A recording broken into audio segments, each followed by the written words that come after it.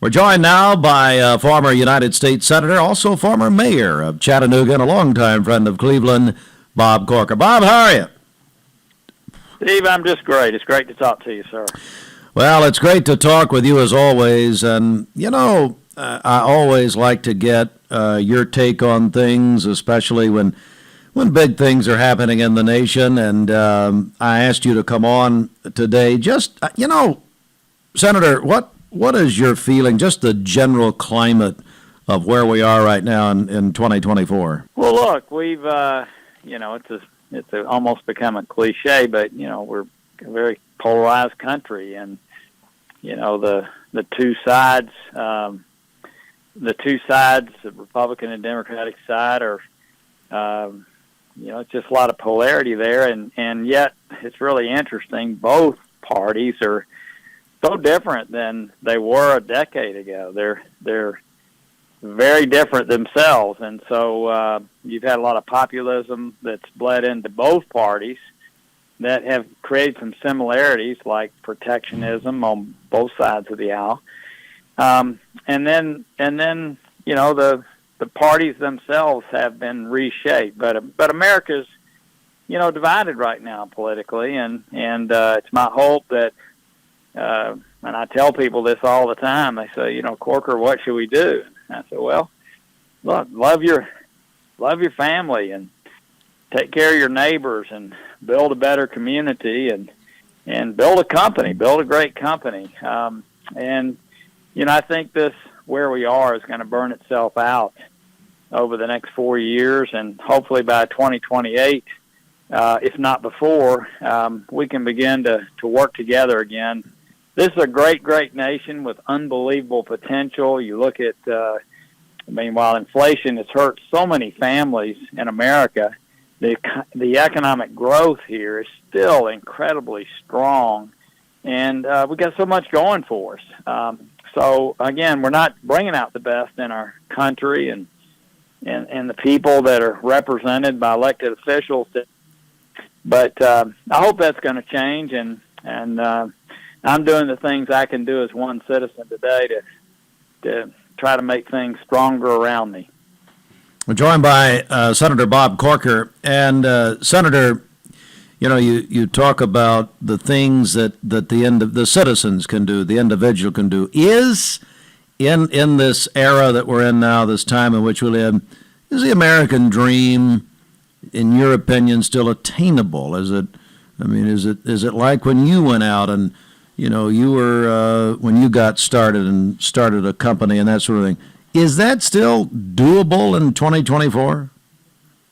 Oh, absolutely. There's no question. It's absolutely doable, and people are doing it. I was with some young people just 2 nights ago, that all of whom are doing things that are great. They're 36, 37, 38-year-olds.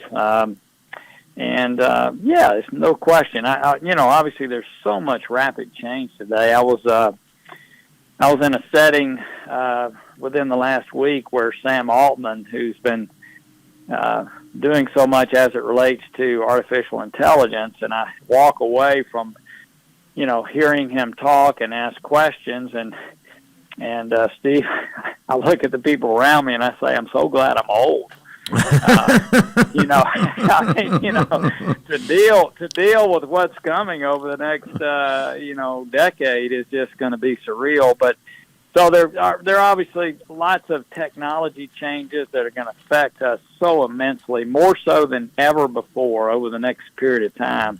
But as far as people like me that just know how to do basic things, and young people who may be starting out, absolutely.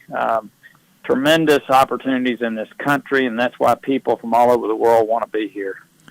We're joined by Senator Bob Corker. I know you have to be in touch with some of your former colleagues in the Senate in Washington. What are they saying? What's it like now? Obviously we're all familiar with the divide and the polarization, as you say, but what are you hearing from some of your friends there? Well, believe it or not, I don't talk that often. I was in a setting, as I mentioned, over the last week or so, where I was with a number of former senators, some of whom are from this state. And then there were some senators that are now serving that I talked with. And look, it's just a little tougher right now. People obviously, when I was there, Steve, and I left it all out on the field, I gave it the best I could, and I gave it everything I had, let me put it that way, and I left. And to me, that's what I was elected to do, to serve for a period of time and go back into the community and start doing the things I did before I left. But one of the things that I did a great deal of was reaching across the aisle to try to solve our nation's problems, which, by the way, is the only way you can pass legislation to solve our nation's problems. But today, that's frowned on, and so people reaching across the aisle, people back home in many cases have begun to view the other side as the enemy in every regard, and when they see you working with somebody on the other side of the aisle, it's not a positive in many cases, especially in the primaries, which elect people more and more so today. The general elections, as you know, have become almost passe, especially in the state of Tennessee, or many states are either solidly red or solidly blue. There are a few swing states, which everybody's focused on in the presidential race, but it's just the big things.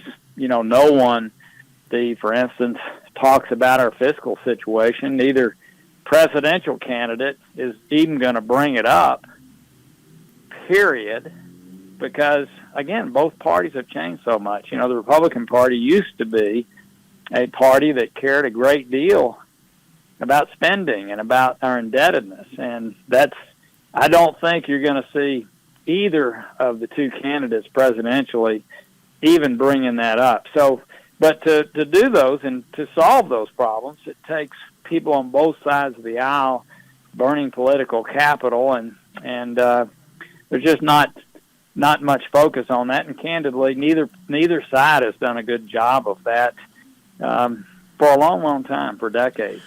We're joined by Senator Bob Corker. I want to, just a couple more questions, but I want to go back to, you said that you were in a setting with Sam Altman, who we know a lot about. I'm going to go to technology and especially artificial intelligence. From what you know, the average person out here, the average citizen, what should we know, I guess, one thing about what's coming with AI, for instance, and then is it being regulated enough? I don't even know if it's being regulated at all at this point. What do you think about that? Well, first of all, I'm not a person that knows a great deal about artificial intelligence. I read a great deal and, have the benefit sometimes of being around people who, know a ton about it. Another person I was around in this same setting was Eric Schmidt. Was one of the founders of Google and is now, he wrote a book recently with Henry Kissinger about artificial intelligence and also how it's affecting our defensive mechanism. But please, I'm just a basic, I built a construction business that operated around the country, and I'm chairman of a healthcare company today and chairman of another development company, and I spent some time with an investment bank. But so I'm just a basic kind of person. But as it relates to technology knowledge, it's going to be unbelievably transformative. I mean, it is going to affect everything. Artificial intelligence is, and it's just ramping up at a massive scale. It's going to affect how we do things on a daily basis in a tremendous way, and I think it's real. So, I can't say much more than that. It's significantly affecting how we're dealing with the battlefields now and drones and that type of thing. You see what's going on in Ukraine. It's it's affected today by that. One of the companies that I'm chairman of, we are embedding artificial intelligence to help us be better all the time, and we're not near as advanced as so many other companies. I was with a group of global companies, I don't know, about 6 weeks ago up in the Northeast, and that's their number one focus right now is on artificial intelligence, how it's going to affect their companies, and so I know I'm speaking broadly because I don't have enough good anecdotes to talk about it specifically, but it's coming, it's real, and it's going to affect everything we do. And then secondly, I forgot the second part of the question. What was? So did I. Yeah. No, I'm just regulation and really, Bob. So let's talk about it. Yeah, that's a great topic. I'm sorry to cut you off there, but look, there's if you regulate it in the United States, let's say the Congress were to pass something, all you got to do is move to Malaysia or set up a group of computers there. I don't see how it's regulated. And, you know, we live in a democracy, and one of the things that's so frustrating to your listening audience is how slowly things move. But that's the way democracy works. But think about it. So you have a committee that has smart people come in. They present in front of the committee.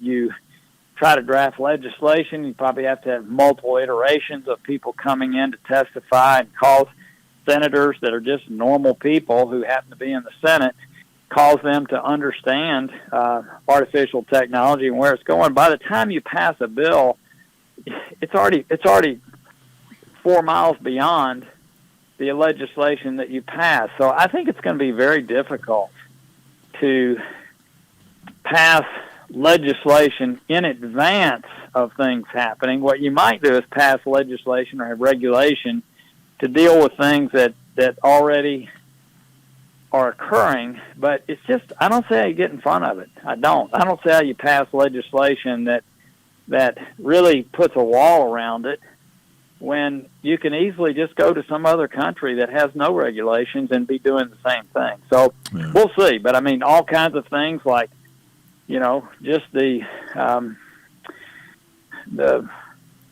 music and literature and all of those things can be so easily